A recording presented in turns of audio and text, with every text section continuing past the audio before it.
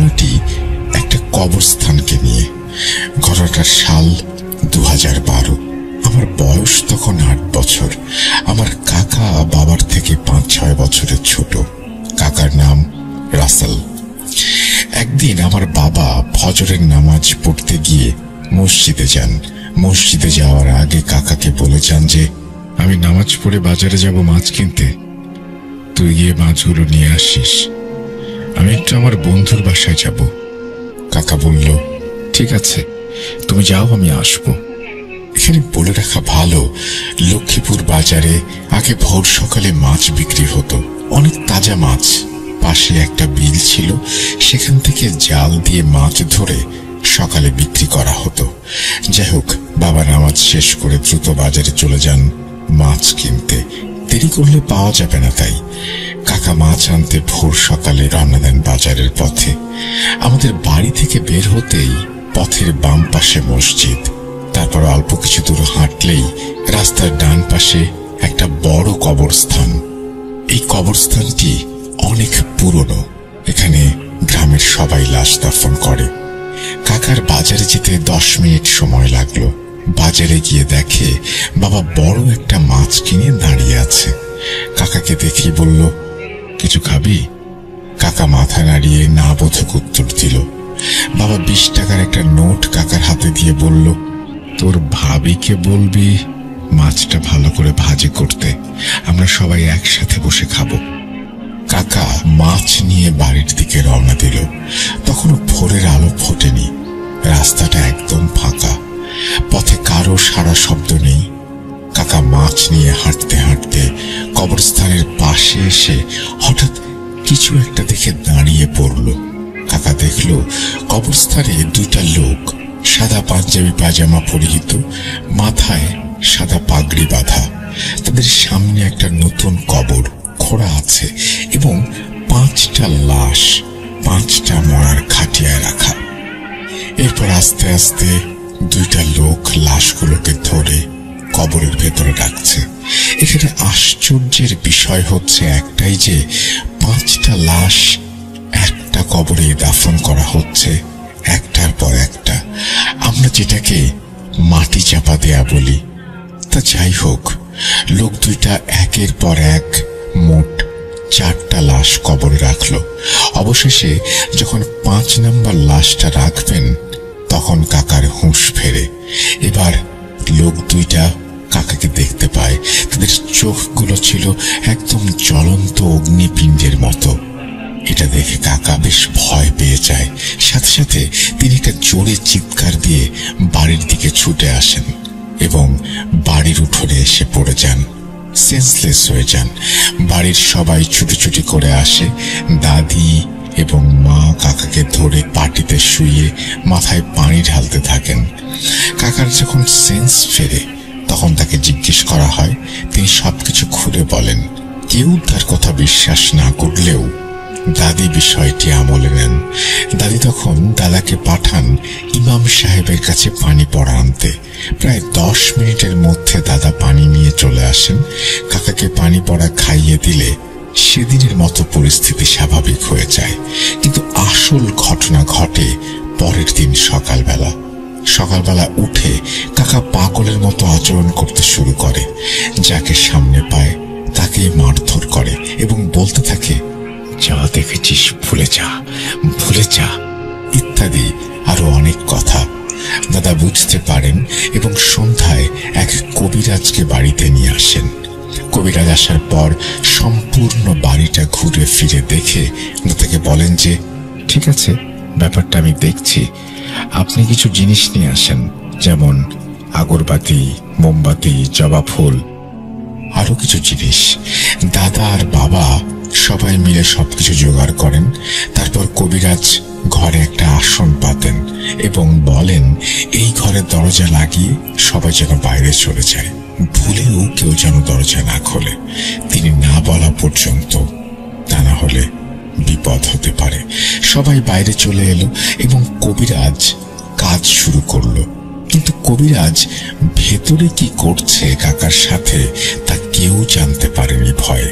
কিছুক্ষণ পর কাকা চেঁচিয়ে উঠল আর বলল, আমার ভুল হয়ে গেছে, মাফ করে দাও। আরো অনেক শব্দ শোনা যাচ্ছিল। ঘরের ভেতরে যেন ঝড় বয়ে যাচ্ছে। আনুমানিক 30-35 মিনিট পর পরিস্থিতি স্বাভাবিক হলে কবিরাজ ডাক দেয় সবাইকে। দাদা দরজা খুলে দেখেন দুজনেই অজ্ঞান হয়ে আছেন। নাকে মুখে পানি ছিটিয়ে দিলে কবিরাজের হুঁশ ফেরে, কিন্তু কাকা তখনও অচেতন অবস্থায়। কবিরাজ বলেন যে সমস্যার সমাধান হয়েছে, এই তাবিজটি জ্ঞান ফেরার পর ওর হাতে বেঁধে দেবেন এবং 41 দিন রাখতে বলবেন। এখন আমি আসি। এই বলে কবিরাজ চলে যান। তার কিছুক্ষণ পর কাকার জ্ঞান ফেরে এবং কবিরাজের কথা মতো তাবিজটি পুড়িয়ে দেয়া হয় তাকে। এরপর কাকার আর কোনো সমস্যা হয়নি। কিন্তু এখানে একটা প্রশ্ন রয়ে যায়, কি হয়েছিল কাকার সাথে যা কবিরাজ বলেননি? পরবর্তীতে দাদা কবিরাজকে খুঁজেছিল কিন্তু পায়নি। এখানে একটি আশ্চর্যের বিষয় হচ্ছে যে এরপর থেকে ওই রাতের ঘটনা কাকা মনেই করতে পারেননি, কিছু বলতেই পারেননি। জিজ্ঞেস করলে বলতেন, আমার তো কিছু মনে পড়ছে না। তো এই ছিল ঘটনা। ভালো লাগলে পড়ে শোনাবেন। আল্লাহ হাফেজ। এই বলেই তিনি তার ঘটনা শেষ করেছেন। ঘটনাটা যদি আপনাদের ভালো লাগে অবশ্যই আমাদের জানাবেন। আমরা চলে যাব আমাদের পরবর্তী ঘটনায়। আমিও ভালো আছি আর ভালোর তলে আছি। একটু জানিয়ে রাখি, যারা এখনো পর্যন্ত আমাদের চ্যানেলটি সাবস্ক্রাইব করেননি অনুগ্রহ করে সাবস্ক্রাইব করে ফেলবেন এবং অবশ্যই বেল আইকনটি ক্লিক করতে ভুলবেন না। আমরা চলে যাচ্ছি ঘটনায়। আসসালামু আলাইকুম রাসেল ভাই, আশা করি ভালো আছেন। আমি আল্লাহর রহমতে ভালো আছি। এটি আমার ভূত.com-এ পাঠানো প্রথম ঘটনা। ঘটনাটি ভালো লাগলে পড়ে শোনাবেন। আমি ঘটনাটি সংগ্রহ করেছি আমার মামাতো ভাইয়ের কাছ থেকে। ঘটনাটি তার সাথেই ঘটা। ভাইয়ার নাম ইয়াসিন। ইয়াসিন ভাই একজন মাদ্রাসার ছাত্র। আমি সরাসরি ঘটনায় চলে যাচ্ছি। ঘটনায় অনিচ্ছাকৃত ভুল ত্রুটি ক্ষমা সুন্দর দৃষ্টিতে দেখবেন। বলছেন ইয়াসিন ভাই।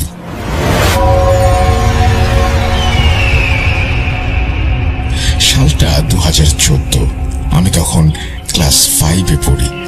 আমরা তখন ঢাকার টঙ্গীতে থাকতাম। টঙ্গী বাজারের পাশেই ছিল আমাদের বাসা। আমরা সেখানে ভাড়া বাসায় থাকতাম। আমাদের বাসা থেকে প্রায় 4-5 কিলোমিটার দূরে একটা স্কুল ছিল।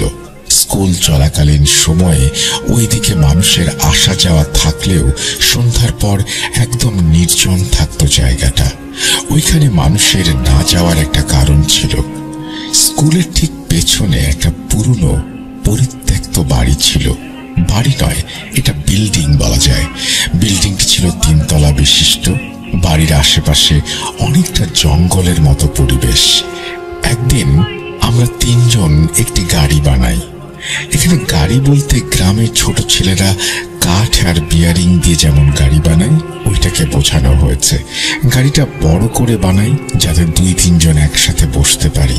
এইভাবেই আমরা 2 জন বসতাম আর 2 জন ধাক্কা দিত।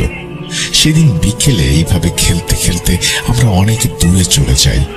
যখন বুঝতে পারি আমরা অনেক দূরে চলে এসেছি, তখন আশেপাশে দেখি ওই পরিত্যক্ত বাড়ির পাশে কখন যেন চলে এসেছি।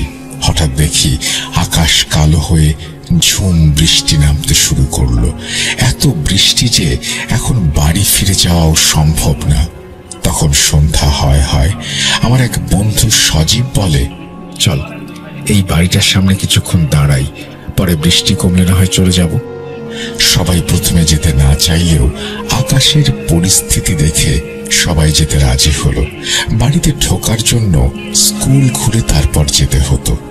আর একটা রাস্তা ছিল, তবে সেটাকে রাস্তা বলা ঠিক হবে না, বড় একটা দেয়ালের নিচে ভাঙা একটা গর্ত। আমরা সবাই ছোট, ওই গর্ত দিয়ে ঢোকার সিদ্ধান্ত নিলাম। তাই একে একে আমরা সবাই গর্তের মাধ্যমে বাড়ির সীমানায় প্রবেশ করি। বাড়ির সামনের দিকে একটু ছাদের মতো ছিল, একটু ছায়া ছিল।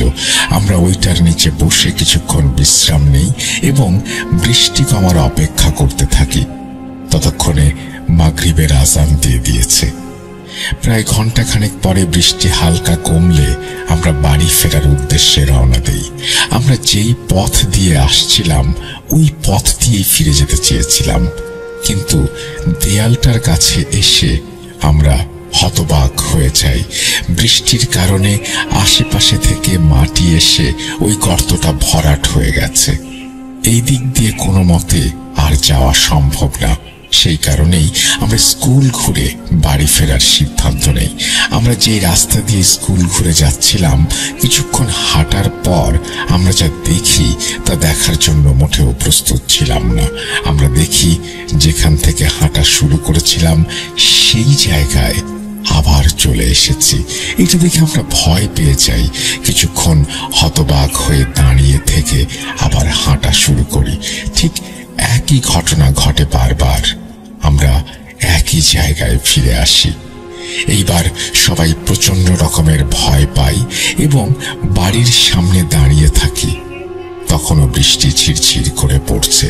পরে আর কোনো উপায় না দেখে আমরা আবার বাড়ির সামনে এসে বসে পড়ি আর ভাবতে থাকি কি হচ্ছে আমাদের সাথে। ঠিক তখনই আমাদের নাকে ভেসে আসে তীব্র পাকা আম কাঁঠালের ঘ্রাণ। তখন ছিল শীতকাল। শীতকালে আম কাঁঠালের ঘ্রাণ পাওয়ার কথা না। যখনই আমরা ওই ঘ্রাণের উৎস খুঁজতে যাই, তখনই দেখি আমাদের সামনে বড় বড় দুটি আম আর কাঁঠাল গাছ। কিন্তু আমরা যখন এখানে আসি তখন কোনো আম বা কাঁঠাল গাছ ছিল না। তখন আমাদের একজন ফ্রেন্ড রাকিব বলে, দোস্ত, কত সুন্দর আম, অনেক ক্ষুধা লেগেছে, চল কিছু আম পারি। দেখ এটা কার না কার গাছের আম, আর যদি কোনো সমস্যা হয়। আরে না না, কোনো সমস্যা হবে না, এখানে তো মানুষ আসে না, কেউ জানতেই পারবে না। তাও আমাদের এখান থেকে আম খাওয়া ঠিক হবে না। তুই না খেলে না খাবি, ক্ষুধা লেগেছে, আমি খাবো, আমরা খাবো। এই বলে রাকিব কিছু পাথর দিয়ে আম পাড়ে আর সজীব গাছে উঠে পড়ে। সে কাঁঠাল গাছ থেকে দুইটা কাঁঠাল পাড়ে। আমি বাদে সবাই আমার কাঁঠাল খেলো। এর মাঝে দূর মসজিদ থেকে এশার আজান ভেসে আসে। আমি বললাম, দেখ এশার আজান দিয়ে দিয়েছে, চল তাড়াতাড়ি বাড়ি ফিরি। সবাই যখন আমরা বাড়ি ফেরার জন্য উঠি, হঠাৎ এই বৃষ্টির পরিমাণ অনেক বেড়ে যায় এবং মুষলধারে বৃষ্টি পড়তে শুরু করে। তখন আমরা আর বাড়ি ফিরে যাওয়ার কোনো পথ না দেখে ওই পরিত্যক্ত বাড়িতে রাত্রি যাপনের সিদ্ধান্ত নেই। এরই মাঝে হঠাৎ সবার একসাথে পেট ব্যথা শুরু হয়। তখনই বুঝতে পারছিলাম না এই ব্যথার কারণ কি। কিছুক্ষণ পরে সবাই যখন একটু স্বাভাবিক হয়, আমরা বাড়ির ভেতরে যাওয়ার প্রস্তুতি নেই। বাড়ির মেইন কেঁচি গেট খুলতেই আমরা একটা রুমে প্রবেশ করি। রুমটির ডান দিকে ছিল আরেকটি রুম এবং বাম দিকে ছিল আরেকটি রুম। সামনে ওপরে ওঠার সিঁড়ি, কিন্তু সিঁড়ির সামনে আরেকটা কেঁচি গেট, এটি তালাবদ্ধ। পুরো ঘরটা ছিল মাকড়সার জাল, লতাপাতা আর ধুলোয় ঘেরা। আমরা ঘরের ভেতরে খোঁজাখুঁজি করে একটা বিছানা আবিষ্কার করি, কিন্তু বিছানাটা ছিল সম্পূর্ণ ভাঙা। সেখানে কোনো মতেই থাকা সম্ভব না। বিছানায় একটা তোশক ছিল যা মোটামুটি ভালো অবস্থায় ছিল বিধায় আমরা সেই তোশকটা টেনে মাটিতে নামাই। এর পাশেই আমরা একটা বড় পলিথিন দেখতে পাই। সেই পলিথিনটা নিয়ে লম্বা করে ছিঁড়ে একটা ঝাড়ু বানাই আর ওই ঝাড়ুটা দিয়ে মেঝেটা মোটামুটি শোয়ার উপযোগী করে ঝাড় দেই। তারপর আমরা তোশকটা মেঝেতে বিছিয়ে দেই। বিছানায় আরেকটি বস্তু ছিল, সেটা হলো একটা পুরনো ছেঁড়া চাদর। আমরা সবাই একসাথে শুয়ে চাদরটা গায়ের উপরে জড়িয়ে দেই। রাত তখন কয়টা বলতে পারবো না। হঠাৎ আমার কানে ভেসে আসে এক করুণ কান্নার আওয়াজ। আওয়াজটি ছিল একটা মহিলার। আমি এই আওয়াজ শুনে রীতিমতো ঘাবড়ে যাই। ভয়ে ভয়ে সজীবকে ডাক দিয়ে বলি, সজীব, এই সজীব, দেখ কে যেন কান্না করছে। কই, কিছু তো নেই, তোর মনের ভুল, শুয়ে পড়। তুই একটু চুপ করে শোন, কান্নার আওয়াজ শুনতে পাবি। কিছুক্ষণ পর সজীবও কান্নার আওয়াজ আওয়াজ শুনতে পায়। এবার সজীবও ভয় পেতে শুরু করে। সজীব সবাইকে ডেকে ঘুম থেকে জাগায়। এখন আমরা সবাই সেই কান্নার আওয়াজটা শুনতে পাচ্ছি। আওয়াজটা পাশের রুম থেকে আসছে। আমাদের মধ্যে রাকিব সবার থেকে বয়সে বড় এবং সাহসী। রাকিব বলে, তোরা এখানেই থাক, আমি দেখছি। কেউ মনে হয় ফাজলামি করছে। রাকিব উঠে পাশের রুমে যায়। কিছুক্ষণ পর হঠাৎ রাকিবের চিৎকার শুনি। আমরা সবাই পাশের রুমে যাই। দেখি রাকিব ওই রুমের বাথরুমে আটকা পড়ে গেছে, আর বাথরুমের সামনে একটা কুচকুচে কালো বেড়াল দাঁড়িয়ে আমাদের দিকে এক দৃষ্টিতে তাকিয়ে আছে।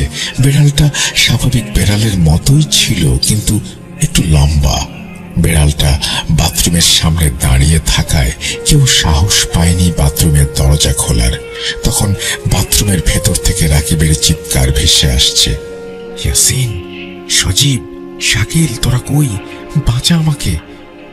আমরা কিছু বুঝতে না পেরে আল্লাহর নাম নিতে থাকি আর সূরা পড়তে থাকি। প্রায় 10 মিনিট পরে বেড়ালটা লাফ দিয়ে জানালার মধ্য দিয়ে বাইরে বেরিয়ে যায়। পরে আমরা সবাই মিলে বাথরুমের দরজা খুলতে চাই। দরজাটা পুরনো হলেও অনেক মজবুত ছিল বিধায় আমরা অনেকক্ষণ চেষ্টার পরে দরজা ভাঙতে সক্ষম হই। আমাদের দেখে রাকিব লাফ দিয়ে বাইরে চলে আসে আর কান্না করতে থাকে। আমরা তাকে কি হয়েছে বললে সে বলে, আমি যখন এই রুমে আসি তখনও কান্নার আওয়াজটা চলমান ছিল। আমি এখানে এসে কি বলতেই কান্নার আওয়াজ থেমে যায়। আমি পুরো রুম খুঁজে কাউকে পাই না। পরে আমি বাথরুমে কেউ আছে নাকি সেটা দেখার জন্য যখনই বাথরুমে প্রবেশ করি তখন বিকট শব্দ করে বাথরুমের দরজাটা বন্ধ হয়ে যায়। আমি তখন অনেক ভয় পাই এবং ফিরে আসার জন্য দরজা খোলার চেষ্টা করতে থাকি, কিন্তু আশ্চর্যজনকভাবে দরজাটা খুলছিল না। আমি আমার গায়ের সব শক্তি দিয়ে ধাক্কা দিচ্ছিলাম, লাথি মারছিলাম, কিন্তু কিছুতেই কিছু হচ্ছিল না। আমি বাথরুমে ঢোকার সময় শুধু একটা হালকা ধাক্কা দিয়েছিলাম, এটি দরজা খুলে যায়। আর আমি বাথরুমে থাকায় কোনো দোয়া দরুদ পড়তে পারছিলাম না। এই বলে রাকিব কাঁদতে থাকে।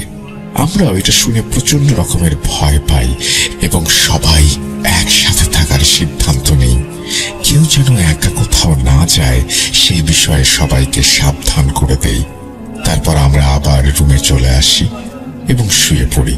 শোয়ার সময় আমি আয়াতুল কুরসি পড়ে শরীর বন্ধ করে নেই। অনেকক্ষণ পরে আমার ঘুম ভাঙলে আমি দেখি দরজার ফাঁকা দিয়ে আলো আসছে। আমি ভাবলাম সকাল হয়ে গেছে, তাই দরজা খুলে বারান্দায় গিয়ে দেখি সকাল হয়ে গেছে। আমি ভাবলাম সবাইকে ডাক দেই, কিন্তু আমার আগে টয়লেটে যাওয়ার প্রয়োজন ছিল। গতকাল রাতে যে ঘটনা ঘটেছে তাতে ওই টয়লেটে যেতে ভয়ও করছিল, তাই আমি বারান্দার এক কোণে বসি। যখনই আমি বসি তখনই আমি অনুভব করি এক বিশাল হাত আমাকে সজোরে চড় মারে। সেই চড়ের আঘাতে আমি 3-4 হাত পেছনে ছিটকে পড়ি। তারপর আমি যা দেখি তা দেখার জন্য আমি মোটেও প্রস্তুত ছিলাম না। আমি দেখি চারপাশ ঘুটঘুটে অন্ধকার। তখন আমার বুঝতে বাকি রইল না যে এখনো সকাল হয়নি। ঠিক তখনই আমার কানে ভেসে আসে একটা ভারী কণ্ঠস্বর। আওয়াজটি বলছে, তোর এত বড় সাহস! আমি কথা শুনে আর নিজেকে ধরে রাখতে পারিনি।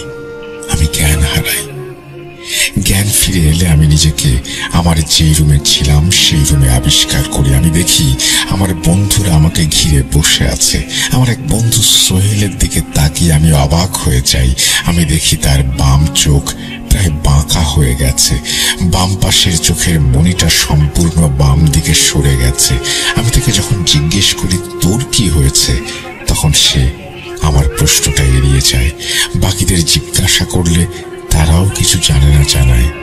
তখন আমি তাদেরকে আমার সাথে ঘটে যাওয়া ঘটনাটা খুলে বলি। তখন সজীব যা বলে তা শুনে আমি রীতিমতো অবাক হয়ে যাই। সে বলে, আমরা রাতে ঘুমানোর কিছুক্ষণ পর হঠাৎ আমার ঘুম ভেঙে যায়। তখন আমি দেখি বাইরের আলো দরজার ফাঁকা দিয়ে ভেতরে আসছে। আমি ভাবলাম সকাল হয়ে গেছে, বাইরে যাই। আমি দরজা খুলে দেখি সকাল হয়েও গেছে। আমি যখনই বারান্দা পেরিয়ে পা রাখি, হঠাৎ করে চারিদিকে নেমে আসে ঘুটঘুটে অন্ধকার। আমার সামনে বড় বড় দুইটা আম আর কাঁঠাল গাছ। এটা দেখে আমি প্রচন্ড রকমের ভয় পেয়ে যাই। পরক্ষণেই আমি জ্ঞান হারাই। আমার জ্ঞান ফিরে এলে আমি দেখি আমি বাইরে মাটিতে শুয়ে আছি। আমি তৎক্ষণাৎ উঠে ঘরে চলে আসি। ঘরে ঢুকে দেখি সোহেল রুমের মেঝেতে পড়ে আছে। পরে আমি সবাইকে ডেকে তুলি, কিন্তু আমরা তোকে দেখতে না পেয়ে বাইরে যাই। গিয়ে দেখি তুই অজ্ঞান হয়ে পড়ে আছিস। তখন আমরা তোকে ধরাধরি করে রুমে নিয়ে আসি। আমরা এই ভয়ঙ্কর পরিস্থিতি উপলব্ধি করতে পেরে আমাদের শার্ট খুলে ওইটা ছিঁড়ে সবার হাত একসাথে বেঁধে দেই, যাতে কেউ উঠলে বা নড়াচড়া করলে অন্যজন সেটা টের পায়।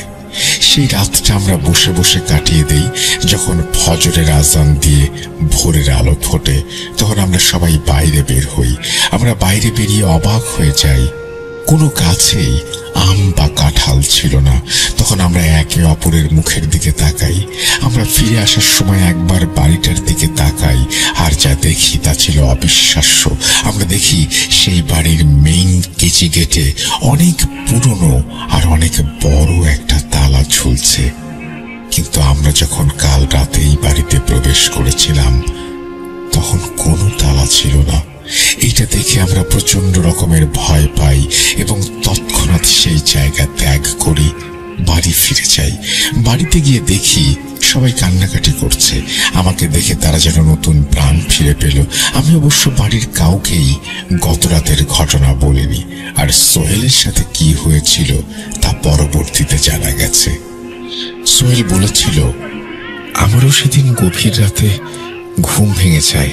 আমিও তোদের মতোই সকাল হয়ে গেছে দেখে জানালা খুলতে চাই। আমি যখনই জানালা খুলি দেখি চারদিকে ঘুটঘুটে অন্ধকার, এতই অন্ধকার যে কিচ্ছু দেখা যাচ্ছে না।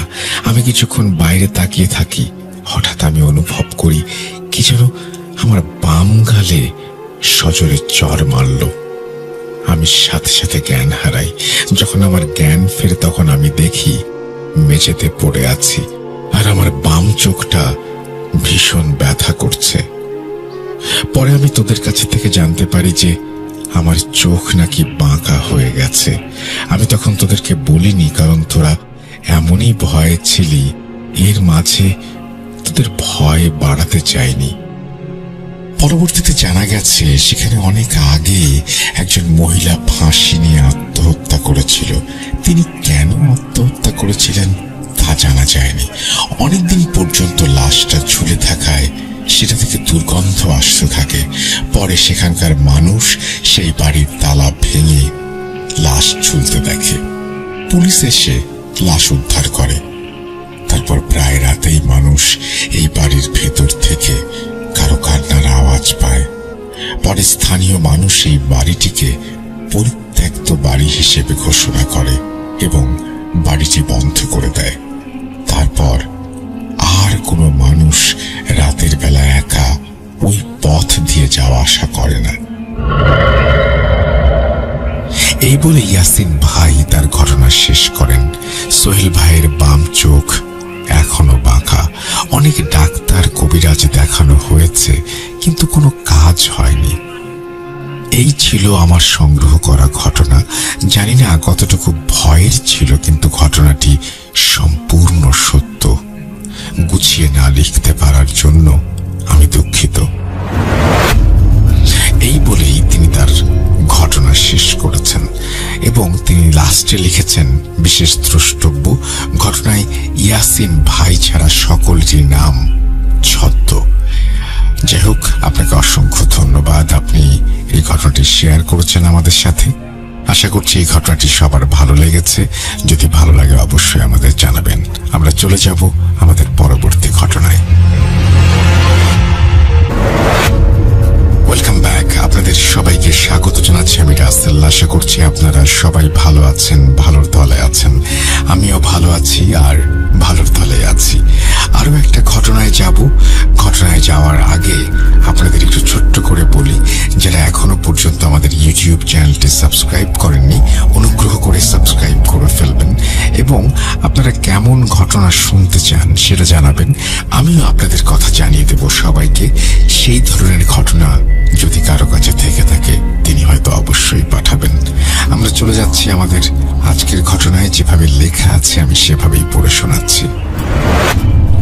আসসালামু আলাইকুম প্রিয় রাসেল ভাই ও প্রিয় শ্রোতা বন্ধুরা, আমি আপনার একজন নিয়মিত শ্রোতা। ঘটনাটি স্টুডিওতে এসে শোনানো সম্ভব না। ভূত.কমে আমার লেখা এটাই প্রথম রোমহর্ষক ঘটনা। ঘটনাটি লিখছি আমি রাকিবুল, রংপুর থেকে। আমার জন্মদিন 5 নভেম্বর তারিখে, তাই ওই দিন ঘটনাটি আপনি শেয়ার করলে খুশি হব। চলুন আর কথা না বাড়িয়ে ঘটনায় চলে যাই।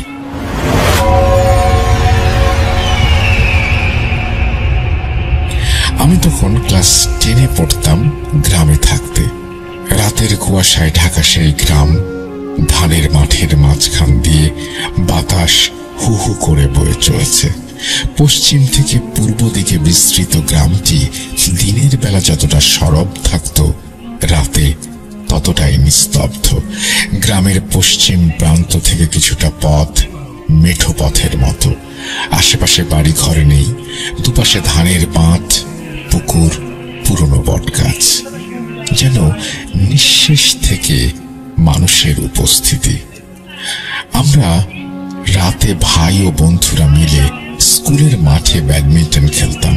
সেই মাঠটা আশেপাশের এলাকায় সবচেয়ে ভালো হওয়ায় প্রায় অনেকেই এখানে খেলতে আসতো। চারিদিকে কুয়াশার আস্তরণ, বাতি ঝাপসা আলো দিচ্ছে, আর শাটালের শব্দ ঠক ঠক করে প্রতিধ্বনিত হচ্ছিল ফাঁকা মাঠে। মাঠের এক কোণের সীমানা থেকে দূর থেকে মনে হতো অদ্ভুত এক আবহ। হঠাৎ এক রাতে একটা পুরনো বাইকে দুজন অপরিচিত ছেলে আসলো আমাদের সাথে ব্যাডমিন্টন খেলতে। তাদের দুজনের মধ্যে রবিন নামে এক ছেলে ছিল। সে প্রায় কয়েকদিন পর পর খেলতে আসতো। ওরা দুইজন সবসময় একটা পুরনো বাইক নিয়ে আসতো। বাইকটা কেমন যেন কর্কশ শব্দ করত স্টার্ট দিলেই। অদ্ভুত সেই আওয়াজ। রবিন ভাইয়ের সাথে আমাদের পরিচয় হয়েছিল এভাবেই। বাইক গর্জে মাঠে ঢুকে খেলার আড্ডায় মিশে যেত। অদ্ভুত হলেও তার উৎসাহটা ছিল অন্যরকম।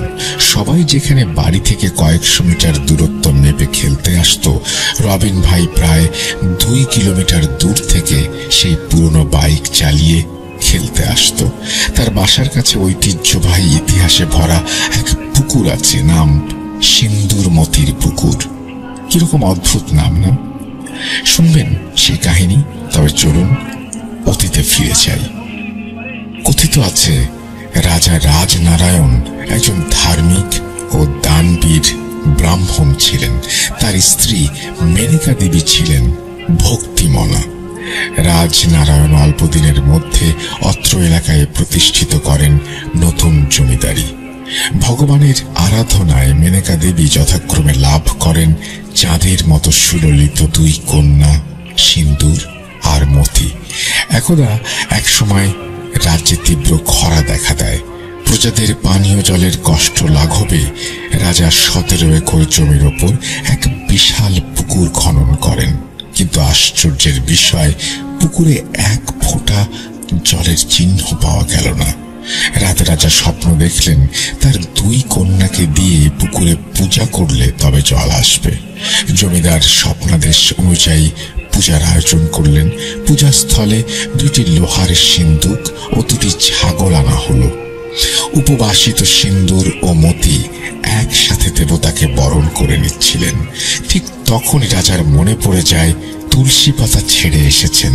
তিনি তুলসী পাতা আনতে গেলে সহসা বিকট শব্দে পুকুরের তলদেশ ভেদ করে তীব্র বেগে অজস্র জলরাশি বের হতে লাগলো। নিমেষেই পুকুর কানায় কানায় পরিপূর্ণ হলো। কোনো মতে সবাই সাঁতরিয়ে ডাঙায় ওঠে, কিন্তু উঠতে পারল না সিন্দুর আর মতি। ইতোমধ্যে জমিদার ফিরে এসে দেখেন সব শেষ। তিনি শোকে কাতর হয়ে পড়েন। মেনকা দেবীও শোকে শয্যাশায়ী হয়ে পড়েন। তারপর থেকে পুকুরের নাম হয়ে গেল সিন্দুরমতি। তারপর থেকে প্রতি বছর সিন্দুরমতি পুকুর পাড়ে পূজা ও বিশাল মেলার আয়োজন করা হয়। এখন ভাবছেন সেই রবিনের বর্ণনা কেন দিয়েছিলাম? চলুন তাহলে মূল ঘটনায় যাই। রবিন একদিন সকালে সিন্দুরমতি পুকুর ঘাটে বন্ধুদের সঙ্গে কোমর পানিতে গোসল করছিল আর ঝাপাঝাপি করছিল। হঠাৎ করে নাকি রবিন বিলীন হয়ে যায়। তার বন্ধুরা অস্থির হয়ে তাকে তন্ন তন্ন করে খুঁজছিল, কিন্তু কোথাও পাওয়া যাচ্ছিল না। অবশেষে দুপুর গড়িয়ে রবিনের দেহ ভেসে উঠল পুকুরে। চোখ দুটো ফ্যাকাশে খোলা, ঠোঁটের কোণে লালচে দাগ, যেন অজানা ভয়ের চিহ্ন আঁকা রয়েছে মুখে। ভাগ্যের কি নির্মম পরিহাস! যেই পুকুর পাড়েই সে বেড়ে উঠেছিল, সেই সিন্দুরমতির পুকুরেই ঘটল রবিনের অস্বাভাবিক মৃত্যু। কেউ আবার ভয়ে কেঁপে উঠল। সবাই জানত সিন্দুরমতি পুকুর নিয়ে অদ্ভুত সব ঘটনা আছে, কিন্তু কেউ ভাবেনি সত্যিই এইভাবে কেউ মারা যাবে। একজন বলল, ওর মুখটা কেমন ছিল জানিস? যেন ভয়ে জমে গেছে। এটা সাধারণ ডুবে মারা যাওয়া না, কোমর পানিতে সে ডুব দিয়েছিল। অনেকে বলেছিল সেই পুকুরে আবার বিপদ জেগে উঠেছে। পরের বছর যখন ব্যাডমিন্টন খেলছিলাম, তার কথা মনে পড়তেই খারাপ লাগতো।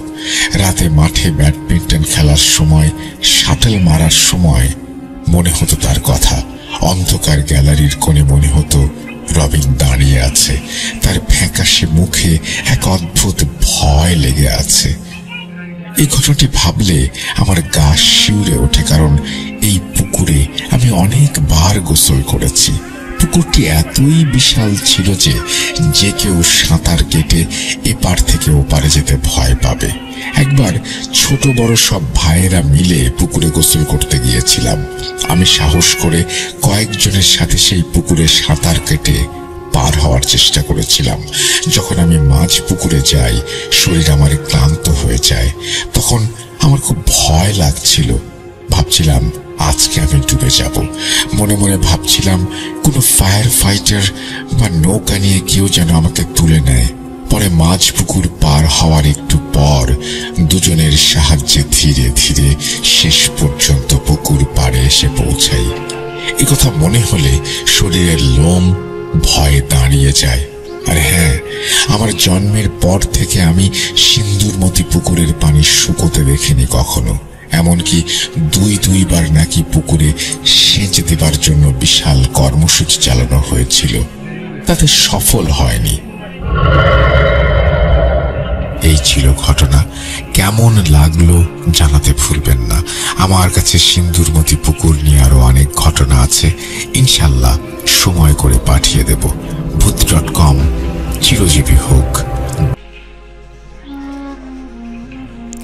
হারিয়ে যায় এক ভয়ের রাজ্যে, কে ওখানে, কে ওখানে?